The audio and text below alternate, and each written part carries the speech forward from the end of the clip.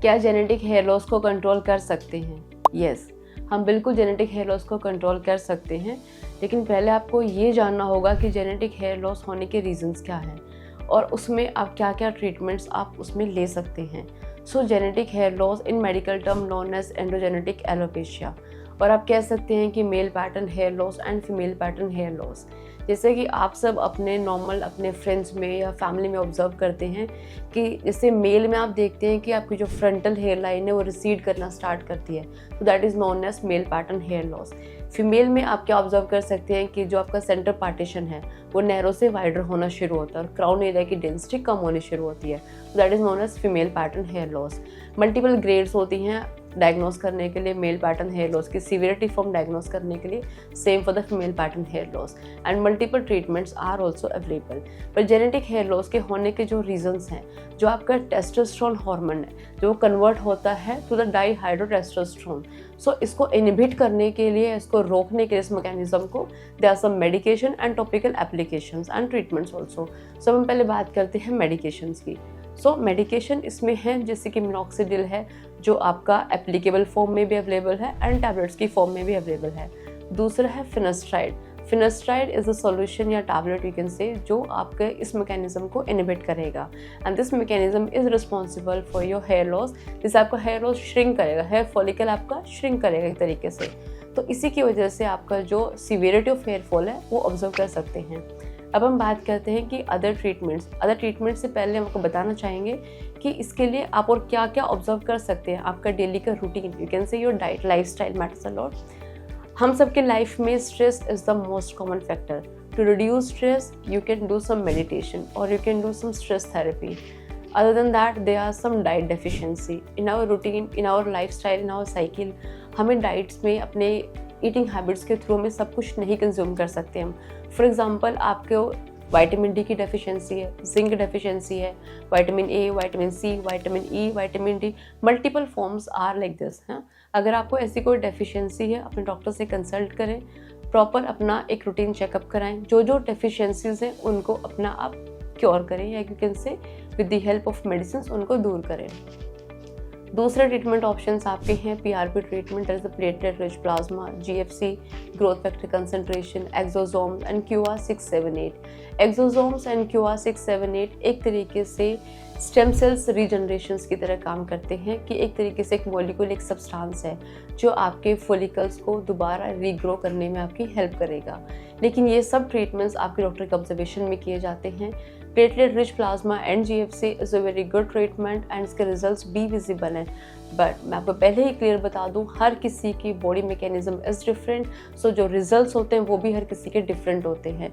आप कंपैरिजन नहीं कर सकते कि उनको 4 सेटिंग में रिजल्ट आया, मेरी 8 सेटिंग हो गई है, बिकॉज ये मैटर करता है कि आपका जो पैटर्न हेयर लॉस है किस ग्रेड का है, आपका इम्यून सिस्टम कैसा है, आपका मैकेनिज्म कैसा है, आपका बॉडी रिएक्शन कैसा है, उसी के अकॉर्डिंग आपके रिजल्ट्स आपको विजिबिलिटी मिलती हैं। और हेयर फॉलिकल का डैमेज होना, उसको दोबारा रिकवर करना, this is not a magic treatment कि विद इन अ नाइट और within 2 sessions you can create some magic.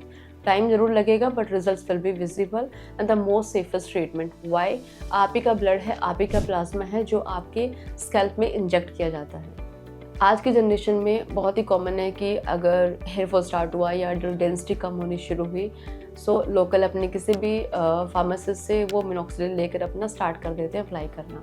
Start करेंगे अप्लाई करना, रिजल्ट्स आपको अच्छे मिलने शुरू होते हैं, तो आपको लगता है आपको डॉक्टर से कंसल्ट करने की ज़रूरत ही नहीं है। Definitely minoxidil is a very good substance to reduce your hair fall, but आपको ये नहीं पता उसको कितने अमाउंट में यूज़ करना है, किस फॉर्म में कितना यूज़ करना है। आपको रिजल्ट मिले, आपने उसको सडन स्टॉप किया, फिर आपको ऑब्जर्व करते हैं कि मुझे तो अब उससे ज़्यादा सीवियर हेयर फॉल होना शुरू हो गया है। तो इसीलिए हम बार बार सबको बोलते हैं कि minoxidil is not a some treatment या सम टॉपिकल सॉल्यूशन जिसको आप बिना किसी कंसल्ट के अपना खुद से आप स्टार्ट करें। दूसरा होता है कि आपको केमिकल ट्रीटमेंट्स आप लोग लेते हैं सैलून्स में, या फिर आप केराटिन कराते हैं या कोई हेयर ट्रीटमेंट कराते हैं। सो इन सब ट्रीटमेंट्स के बाद या फिर आप कोई स्टाइलिंग करते हैं, किसी का ऐसा प्रोफेशन होता है कि बाबा को हेयर स्टाइलिंग करनी पड़ती है या आपको कोई हार्श ट्रीटमेंट हेयर के लिए लेने पड़ते हैं, सो ये सब अवॉइड करें because these are responsible for your hair fall. Scalp care is very important. बहुत से लोगों को लगता है कि ये हमारा स्कैल्प ड्राई है या ये डैंड्रफ नहीं है, तो ऐसे में हमें हेयर फॉल नहीं हो सकता। स्कैल्प अगर ड्राई है, डैंड्रफ है, that is known as seborrhoeic dermatitis. उसके रीजंस की वजह से आपको हेयर फॉल ज़रूर होगा। To control that use ketoconazole shampoo और अपना जो स्कैल्प है जैसे वॉश करें, उसको हाइजीन मेंटेन करें।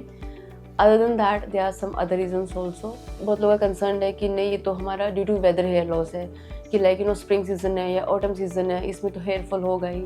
सो ऐसा कभी भी इतना डिले नहीं करना है या सीवियर फॉर्म तक जाने का वेट नहीं करना है। आपने ऑब्जर्व किया कि 10 to 15 स्ट्रैंड्स मुझे हेयर फॉल होना शुरू हुआ है, इट्स अ नॉर्मल थिंग।